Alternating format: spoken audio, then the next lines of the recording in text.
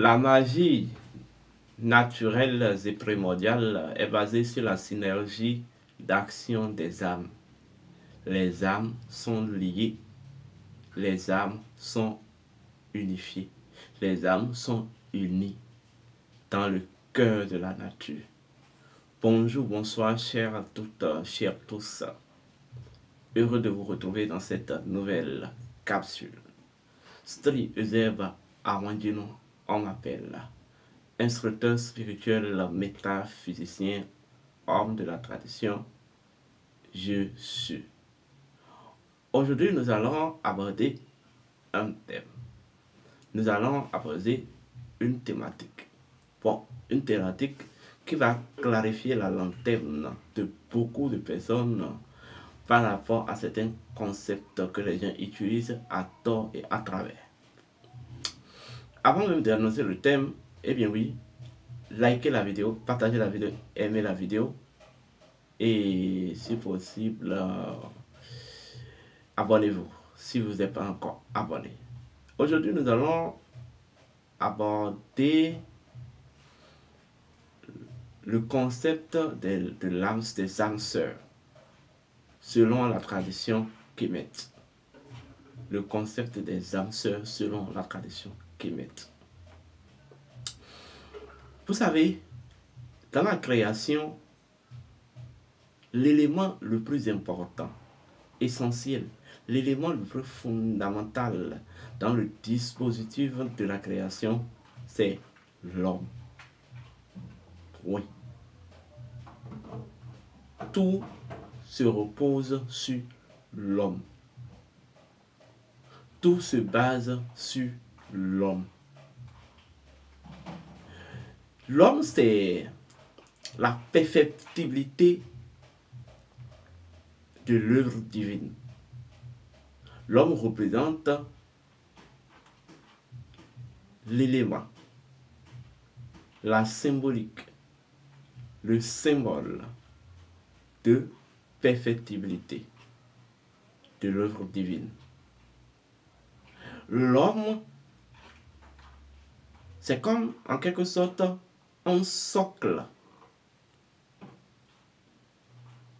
au fonctionnement de la nature. Voilà pourquoi, dans les traditions anciennes, on dit que l'homme est le temple de Dieu. Parce que Dieu est une énergie, Dieu est une vibration. Ce que vous appelez Dieu, c'est l'énergie de la création. Mais cette énergie de la création provient de quelque part. Ce que je vais appeler la matrice universelle ou la nature. Et Dieu et la nature, l'homme représente le sanctuaire de leur opérationnalisation. Ce qui veut dire que d'abord on peut comprendre par là que l'homme est lié à la nature et la nature est liée à l'homme. Le principe, ceci est vraiment le principe premier même de la magie. Oui. Voilà pourquoi Osiris est considéré comme le maître de la magie. Parce que Osiris est le principe du lien. Oui. Et quand on parle du lien, on parle tout simplement de la magie. La magie, le mode opératoire de la magie, c'est que tout est lié dans la nature. Donc la relation entre la nature et l'homme, Dieu et l'homme, c'est une relation de magie. Parce que il y a un lien. Vous voyez, il y a une corrélation qui lie l'homme à la nature. Et cette corrélation est que l'homme est un point d'ancrage de la nature. Vous comprenez? L'homme est un point d'ancrage de la nature. L'homme est un point d'équilibre de l'énergie cosmique ou de l'énergie de création. Vous comprenez? Donc, tout comme, étant donné que la magie cosmique voudrait que le contenu, en fait, porte conteneur et que le conteneur porte le contenu, comme on le dit, le microcosme dans le macrocosme et le macrocosme dans le microcosme. Et oui, l'homme dispose en lui de toutes les capacités, fonctions, facultés, vertus, valeurs de la nature. Et ça, si vous me comprenez. Le portrait identitaire de la nature, l'homme en est aussi la représentation. Donc, si la nature est basée sur 4 éléments, c'est que l'homme, au sein de l'homme, vous retrouverez ces 4 éléments. Si la nature est basée sur une multidimension, d'accord, l'homme est en fait un mécanisme par lequel toutes les choses spirituelles et matérielles dans le cœur de la nature et la nature s'expérimentent. Voilà le pourquoi j'ai coutume d'enseigner aux étudiants cela que l'homme, c'est l'englobant tout qui vit et qui agit. C'est ça en fait. Donc, la nature dans son architecture se repose sur 3 grandes dimensions. La dimension du principe de la loi et la dimension des faits. Du côté de l'homme, on va parler de la dimension de l'esprit, de l'âme et de l'énergie vitale ou de la vitalité. L'âme représente la loi, l'esprit représente le principe. Vous comprenez? Et comme j'ai coutume de vous dire, l'esprit, c'est cette réalité indivisible. C'est une réalité en fait unique, mais en fait sans diversité. Mais la loi, ou en fait l'âme, est tout simplement ce mécanisme énergétique de l'esprit, ou ce mécanisme où se constitue le dynamisme énergétique de l'esprit. Ça veut dire quoi? C'est l'âme qui vient produire en fait un cycle de diversité, afin de permettre à l'esprit d'expérimenter et d'explorer les facultés cachées de sa véritable nature. L'esprit est unique. L'âme, en fait, est relatif. L'esprit, c'est le principe de l'assoluité. Mais l'âme, c'est l'âme qui remet. En fait, c'est l'âme, à travers la diversité, qui rend, en fait, qui vient confirmer à le relatif la solidité de l'esprit.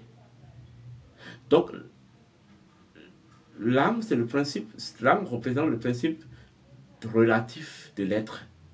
Au moins, donc, l'esprit représente le principe de la solidité de l'être. Vous comprenez? Donc, c'est vrai, l'âme est issue de l'esprit. Mais l'âme s'est émergée de l'esprit. Vous comprenez? Au moment dont l'esprit s'immerge infiniment, de façon infinie, au sein de l'être. Donc, à partir du moment dont il y a émergence d'une chose, il y a autonomie. Ça veut dire que la chose a une certaine autonomie de la source. Mais, à partir du moment dont il y a émergence et autonomie, on va dire qu'il y a maintenant, en fait, il y a en fait liaison ou lien ou relation. Donc l'âme est en relation avec l'esprit, l'âme est liée à l'esprit. Ça veut dire quoi? L'âme, c'est la magie de l'être. Vous comprenez? L'âme est éternellement liée à l'esprit. L'esprit est éternellement intégré au sein de la nature de l'être. Mais au même moment, l'âme est liée à l'âme universelle. Il faut d'abord quitter les logiques cartésiennes occidentales qu'on vous a présenté des âmes sœurs. Quand on dit une âme sœur, quand on parle de l'ami de l'âme, c'est tout simplement une âme ou une énergie qui partage, suivez-moi bien, qui partage les mêmes codes sympathiques ou les mêmes, qui partagent en fait une relation magique, une relation innocente et sympathique avec une autre âme. C'est ce qu'on appelle une âme sœur. Une âme sœur, ce n'est pas un homme ou une femme, ou un homme et une femme unis dans une relation sentimentale. Non. Lorsque votre âme sœur en cette incarnation peut être votre frère, peut être votre sœur, peut être voilà, un ami de boulot, peut être votre mère, votre père. L'âme sœur, la notion véritable de l'âme sœur, c'est celui qui partage avec vous un certain relation magique, c'est-à-dire une certaine innocence, dont en fait les taux vibratoires semblent s'équilibrer. C'est ce qu'on appelle une âme sœur. Contrairement à tout ce que les bêtises que l'Occident vous a raconté jusque-là et que vous verrez dans le dictionnaire. Votre propre enfant peut être votre âme sœur en fonction des liens karmiques que vous avez eus. Ce dernier peut devenir votre âme sœur en cette incarnation. Vous comprenez? Votre femme peut être votre âme sœur. Votre époux peut être votre âme sœur. Dans la notion et dans le principe premier de l'âme sœur, c'est cette âme-là qui a une position de complémentarité énergétique et magique vis-à-vis de votre âme. Vous comprenez? Et c'est ça retourne à la loi de la gémellité, ou en fait au principe des jumeaux ou des jumeaux cosmiques. Et quand on parle des jumeaux cosmiques, nous avons 4 foyers de jumeaux cosmiques. Vous voyez? Nous avons d'abord, selon les mythes et légendes, nous avons les niveaux d'hypostatisation de Dieu Atum. Il y a le premier foyer de jumeaux cosmiques qu'on va appeler Shu et Tefnut, Geb et Nut, Osiris et Isis, et Nephthys et Sept. Vous comprenez? Mais ce que j'aimerais vous dire, la plus grande vérité, ça peut-être vous ne le savez pas, Osiris et Sept constituent un foyer de jumeaux cosmiques. Au moment où Nephthys et Isis constituent un autre foyer de jumeaux cosmiques, contrairement à tout ce qu'on vous a dit jusque-là. Et remonter dans les scènes mythiques entre Osiris et Seth, je vais arriver vers quelle conclusion? Quand on parle d'une âme sœur, une âme sœur n'est pas forcément avec celui avec qui vous vous entendez, que tout est à la merveille. Non. Non. Une âme sœur, c'est une forme de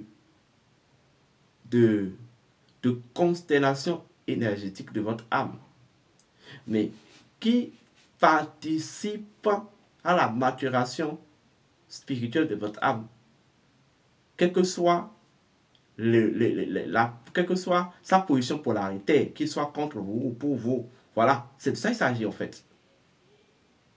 Et c'est ça que les anciens ont compris. Voilà pourquoi dans une famille, il doit y avoir toujours quelqu'un qui s'oppose à tout. C'est tout à fait normal en fait.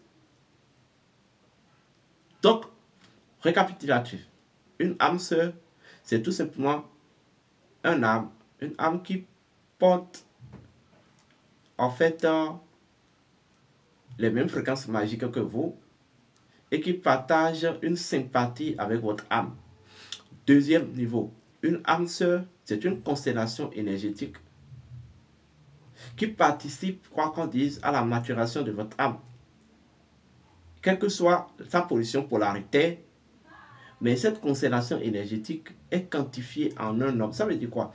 Tout être humain ou toute œuvre que vous voyez est un courant d'énergie. Vous comprenez? C'est un courant d'énergie à comprendre. Lorsque vous vous retrouvez dans une relation de boulot, toutes les personnes qui vous entourent représentent chacun d'eux un courant d'énergie que vous deviez essentiellement comprendre. Pour voir le lien qui vous lie entre cette personne-là et autres. Peut-être votre âme, c'est une manière de parler, c'est le tonton méchant là. Bizarrement, il est méchant, mais vous entendez, c'est que vous l'appréciez bien, et tout le temps c'est lui qui est là, souvent à vous coller la tête. Oui, peut-être son rôle c'est de vous coller la tête pour mieux permettre la maturation de votre être ou de votre âme. Oui, c'est de ça qu'il s'agit. C'est de ça qu'il s'agit. Vous devez découvrir votre âme sœur. Qui est votre âme sœur? Lorsque vous découvrez votre âme sœur, eh bien oui, vous savez exactement celui qui sert de canal à la constellation énergétique pouvant propulser votre maturation spirituelle en cette incarnation. C'est ça. Entre-temps, j'avais écrit un livre sur le code de la dot, de l'équilibre des forces. Achetez ce livre. Dans ce livre, j'ai révélé, ce livre, c'est à combien? C'est à 18 000 francs, suivi de la formation. J'ai révélé le secret par lequel vous pouvez connaître votre âme sœur et comment vous pouvez interagir avec votre âme sœur. C'est essentiel en fait. C'est essentiel. Osiris n'est pas Osiris sans Seth en fait. C'est impossible. Osiris doit toute sa transcendance, renaissance et tout ça, son initiation au Dieu Seth, son véritable âme sœur, son âme sœur éternelle. J'espère que cette vidéo vous a fait plaisir, vous avez compris beaucoup de choses. Je vous remercie de m'avoir écouté. Eh bien oui, nous avons toujours les bras ouverts hein, pour ceux qui veulent soutenir la chaîne. Vous pouvez nous contacter, soutenez-nous, aidez-nous en fait à mieux préparer notre chaîne pour en fait les luttes à venir. Parce que en fait, la plus grande lutte aujourd'hui, c'est la lutte de la communication. C'est la lutte qui passe par la communication. Nous avons tout un programme d'émissions à vous présenter dans les moments à venir. Exemple, sur ma chaîne, d'ici le mois de juin, je vais lancer une émission qu'on appelle Au cœur de l'étrange. Aventure mystérieuse au cœur de l'étrange. Cette émission sera animée par moi tous les vendredis et nous allons vous transporter dans le pays inconnu, dans le pays de... Je vous remercie.